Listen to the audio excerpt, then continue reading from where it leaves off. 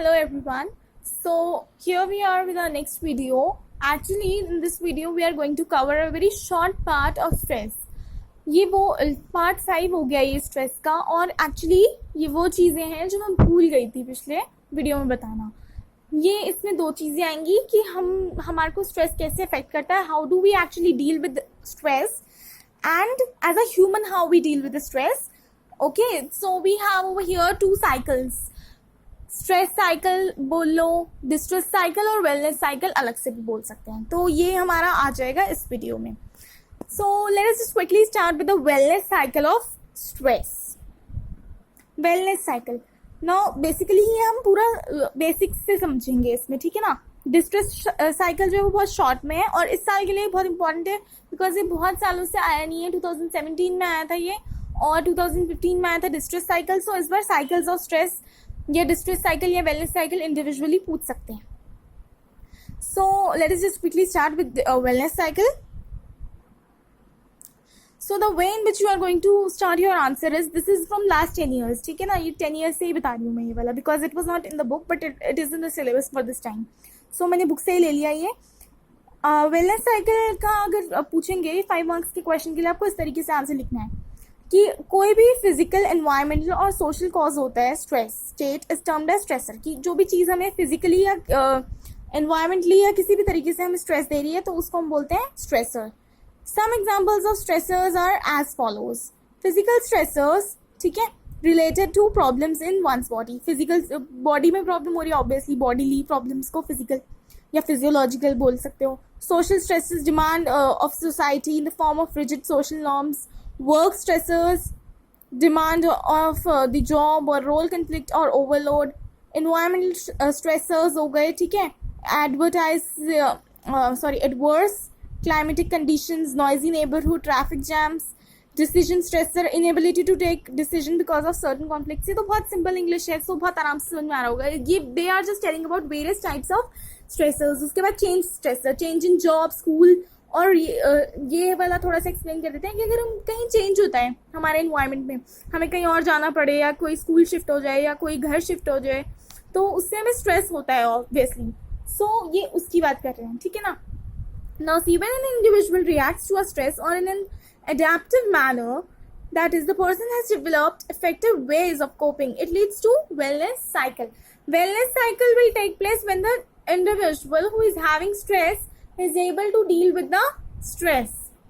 There are certain types of health promoting lifestyle responses that leads to wellness and helps in combating stress. बहुत सारी ऐसी चीजें होती हैं जिनसे हमें वेलनेस मिलती है और हमारे को स्ट्रेस से लड़ने में मदद भी मिलती है. Now see, बहुत सारी इमीडिएट टेक्निक्स हैं, ठीक है ना. इमीडिएट में adaptive behavioural responses. This includes techniques such as assertiveness and time management strategies. अपना बिहेवियर सुधारने के लिए हम क्या कर सकते हैं, वो ये टाइम मैनेजमेंट कर सकते हैं, ठीक है ना. अडेप्टिव फिजिकल रिस्पॉन्सेज, यानी कि आप न्यूट्रिशनल डाइट ले सकते हो, रेगुलर एक्सरसाइज ले सकते हो. बहुत लोगों को गाने से या नाचने से भी रिलैक्सेशन मिलता है, स्ट्रेस से रिलाइव मिलता है. Even if I include my self, I love doing yoga, meditation, so it release one from stress. So physical responses कर सकते हो आप. कॉग्निटिव कर सकते हो, यानी कि अपने ब्रेन से. Cognitive is always related to brain and emotional is always related to heart. This includes cognitive restructuring which leads to changes in belief structure, ठीक है ना. cognitive change करोगे तो belief structure भी change हो जाएगा. Influencing perception events as well as stress inoculation, that is developing an ability or resistance to stressful situation. आप stressful situation से deal करना सीख जाओ, अपने brain को इस तरीके से develop कर लो. Cognitive and emotional development, they tend to have improved mental health and does a resistance to future stressors. यानी कि आप फ्यूचर में भी स्ट्रेसर्स से डील कर पाओगे अगर आप इस तरीके के 4 तरीके से अपने आप को डील करोगे तो, और वेलनेस साइकिल में आओगे तो. This in turn leads to increase productivity, increase enjoyment and increase intimacy. Means आपकी प्रोडक्टिविटी बढ़ जाएगी, आपका एंजॉयमेंट बढ़ जाएगा. Long term effects. अब लॉन्ग टर्म इफेक्ट्स क्या होंगे इसके. When health promoting technique skills are practice for long time, it leads to changes in the internal resources and thus leads to an adaptive personality. Some of the long-term effects are behavioral developments. It leads to increased self-esteem. Esteem मतलब love, इंसान को खुद से ज़्यादा प्यार हो जाता है. Self confidence and self respect, अपनी रिस्पेक्ट करना, अपनी वैल्यू हो जाती है इंसान को, ठीक है ना. Physical development, it leads to improved health and resistance to diseases. इसमें ये आपको सारे लर्न करने की जरूरत नहीं है. If you learn to also these also, then also it will be enough, ठीक है ना. You can learn one cognitive and one behavioral and one physical, that will be more than enough. You can skip the third one. उसके बाद physical development में we talk about physical development, it leads to improved health and resistance to diseases, ठीक है. So ये होगी हमारी theory की explanation. Basically wellness cycle ये हुआ कि आप किस तरीके से अपने आप को वेल रख पा रहे हो स्ट्रेस होने के बावजूद भी, because nowadays in everybody's life a lot of stress is there. So wellness cycle में आप तब आओगे जब आप अडेप्टिवली उससे डील कर पाओगे और कम्बैट कर पाओगे. सो अब इसका डायग्राम देख लेते हैं एक बारी. So we have firstly explained about stressors over here. उसके बाद immediate techniques and skills, how we fight from stress और combat stress, and then long term effects. Now similarly over here you have to make a table, that too in very very short, all the headings part, these headings black. So these will be written over here in the table, ठीक है ना. Let us just quickly explain this diagram. सबसे पहले आएगा आपका stressors, change stressors, chemical stressors, commuting stressors, decision stressor, physical stressor, social stressor, work stressors, environmental stressors, family या emotional disease या कोई भी stressors, ठीक है. पेन से भी stress होता है. So you have to mention all the stresses, ठीक है ना. If you will mention all the four in the 3 blocks, it will be okay. But if you will not be able to write at least 2 from here, 2 from here, 2 from here, learn any 2. Then next, health promoting lifestyle responses. Now you know कि stress से हमारी health अच्छी नहीं रहती. So you have to change your health, मतलब you can't take risk on your health obviously. So you need to do ऐसी चीजें जिनसे आपकी हेल्थ प्रमोट हो और लाइफस्टाइल में आपके रिस्पॉन्स आए. So वो करेंगे. उसके बाद क्या आएगा, टेक्निक्स एंड स्किल्स. इसके लिए हम क्या करते हैं, हमारी टेक्निक्स स्किल्स ये शॉर्ट टर्म होती हैं बेसिकली. अडेप्टिव बिहेवियरल रिस्पॉन्सेज यानी कि असर्टिवनेस, टाइम मैनेजमेंट, ठीक है. Adaptive physical responses, nutrition, exercise, relaxation.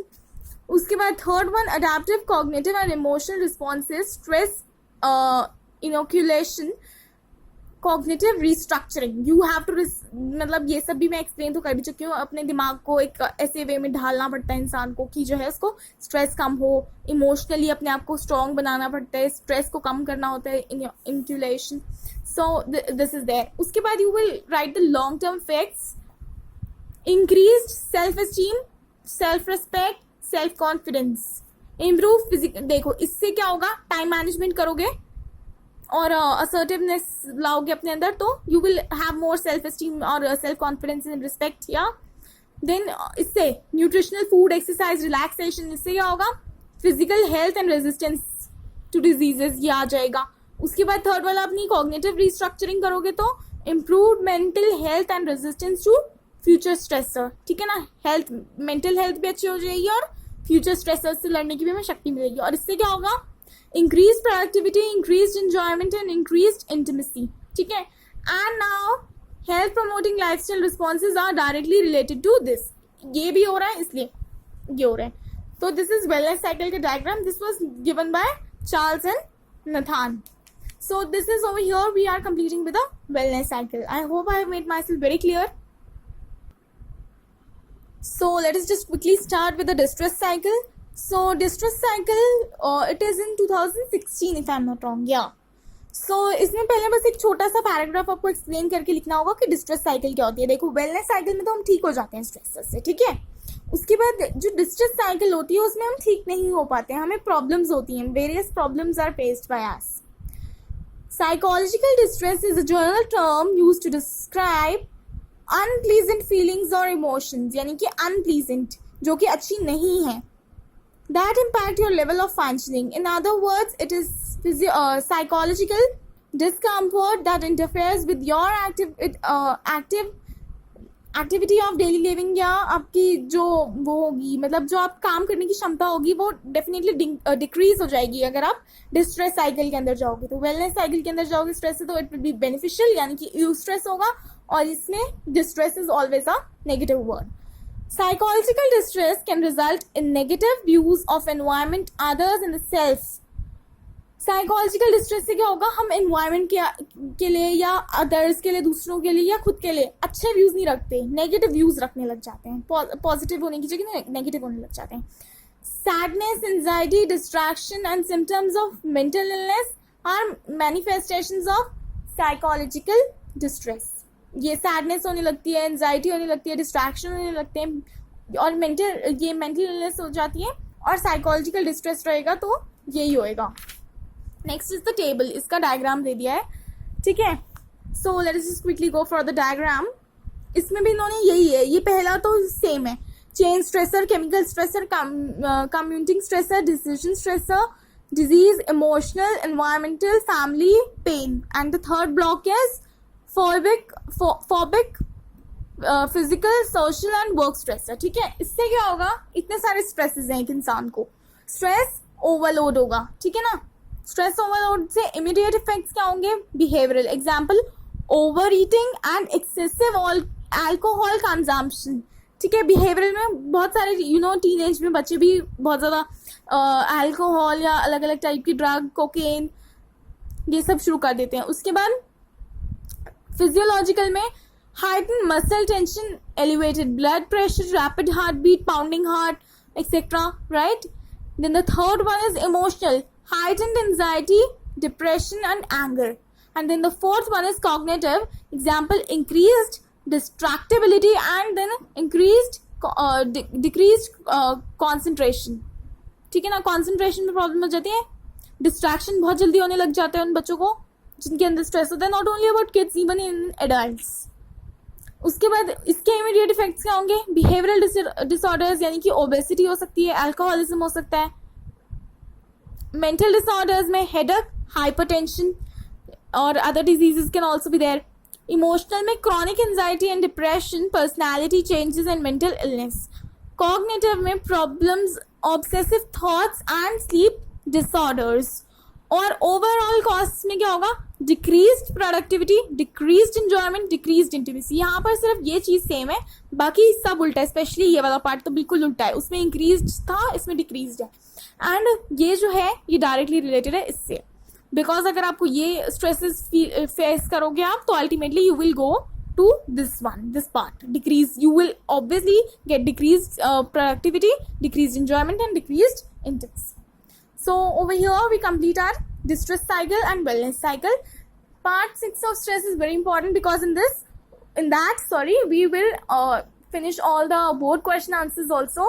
So that's it for today's video.